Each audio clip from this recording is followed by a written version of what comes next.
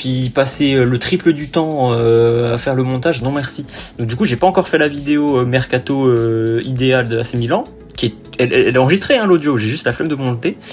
Et Gonçalo Ramos c'était dedans, donc c'est très marrant parce que du coup il est annoncé et c'est cool parce que je l'avais pré-shot. Et donc aujourd'hui on va parler de lui. Alors, ça a donc été annoncé hier, Gonçalo Ramos donc rejoint Milan pour une valeur de 75 millions d'euros. C'est titanesque pour un joueur comme Gonçalo Ramos, avec tout le respect. Pour moi, il fallait le prendre, oui, mais pas à ce prix-là. C'est énorme, 75 millions. Alors moi, ce qui me rassure, d'un autre côté, c'est que l'AC Milan est prêt à mettre des sous. Parce que quand il y avait encore Forlani, on ne dépassait jamais les 30 millions d'euros. C'était toujours 20 millions, 25 millions, etc. C'était que des petites affaires. Là, on a foutu le pactole sur un joueur qui en fait le transfert le plus cher de l'histoire de l'AC Milan et le plus cher de la Serie A depuis 2019. Mais le problème, c'est que c'est Gonçalo Ramos. C'est que j'aurais pas mis autant d'argent pour lui. Je l'aurais pris, oui. Après, dans l'idéal, pour moins cher, parce qu'il ne vaut pas 75 millions. Mais d'un autre côté, on s'en cogne parce que c'est pas notre argent à nous. Voilà. Gonçalo Ramos, donc, qui a été donc demandé par Amorim, et c'est une très bonne chose qui soit arrivée, c'est-à-dire que la direction écoute les demandes d'Amorim. Et ça, c'est une bonne chose. Pourquoi ? Parce que on sait notamment que son flop à United a principalement été dû au fait que Ineos avait refusé en fait de lui signer des joueurs et qu'il a dû créer un petit peu avec tous les joueurs qu'il avait, les joueurs pas terribles en plus. Et du coup, forcément, ça n'a pas fonctionné.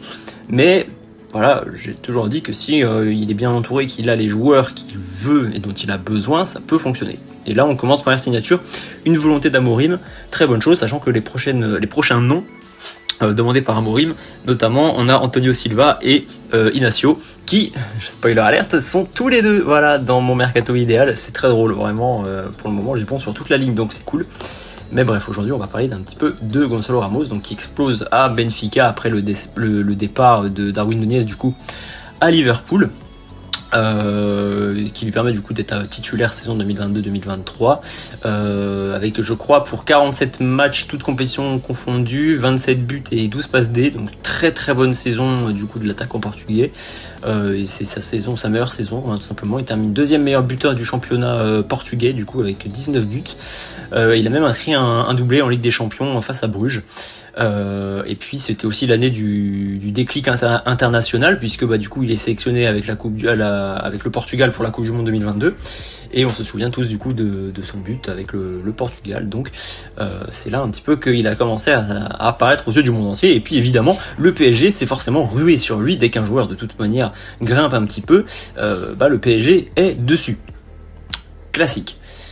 Au total, on a donc à peu près 126 matchs officiels, 45 buts, 8 passes décisives en 3 saisons avec le PSG, puis un beau palmarès de manière générale. On a quand même 2 Ligues des Champions, la Ligue 1, Coupe de France, Trophée des Champions et tout. Il y a quand même du beau monde, notamment de Ligue des Champions. Et puis voilà. Donc par contre 2025-2026, on le sait, malgré le sacre européen en LDC, qui remporte sa deuxième Ligue des Champions consécutive du coup face à Arsenal.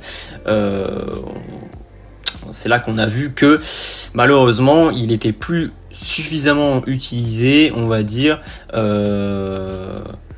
C'était le moment, on va dire, de s'en aller en quelque sorte. Il avait vraiment le rôle d'un remplaçant, d'un super sub, littéralement. 6 buts en Ligue 1 avec 1300 et quelques minutes jouées. C'est vraiment le super sub qu'on faisait rentrer à la fin du match, etc. et qui plantait un petit but de temps en temps. Bon, c'était cool pour les Parisiens, mais il méritait peut-être certainement d'être utilisé un peu plus à sa juste valeur et dans un système qui puisse justement le mettre en avant, puisque le système justement de Enrique n'est certainement pas le bon pour lui et le système d'Amorim pourra peut-être être le meilleur. Voilà, que d'autres, que dire d'autre? Tout le monde voilà, connaît un petit peu de toute manière Gonzalo Ramos, hein, on n'est pas sur le no-name du coin. Ce qu'il faut savoir, c'est que voilà, c'est la situation actuelle avec le PSG a très certainement fait bouger un petit peu les choses. Je pense qu'auparavant, ça ne se serait pas passé. Et puis évidemment, c'est Jorge Mendes aussi qui a joué son rôle, comme on aurait pu tous un petit peu penser, hein, de toute manière, que les négociations ont été facilitées par Jorge Mendes. Et puis certainement que d'autres joueurs pourront arriver grâce ou à cause de lui, parce qu'il n'y a pas toujours que des bons joueurs, hein. On le sait, malheureusement, mais voilà. Et puis Amorim qui en a fait sa priorité absolue, en quelque sorte.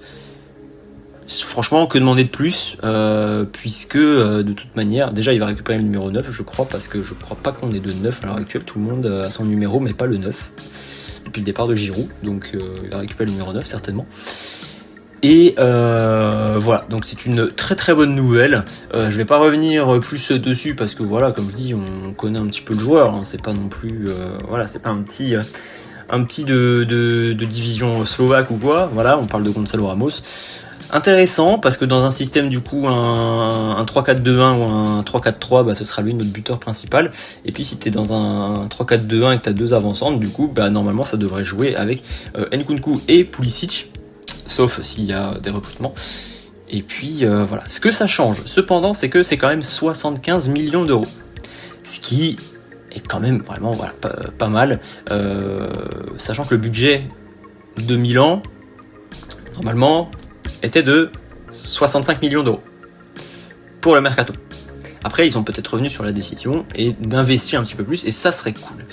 Ce que ça change, c'est que du coup, il va falloir adapter un petit peu le mercato idéal, parce que bah, dans mon mercato idéal, j'avais mis Ramos, mais je l'avais pas mis à ce prix-là.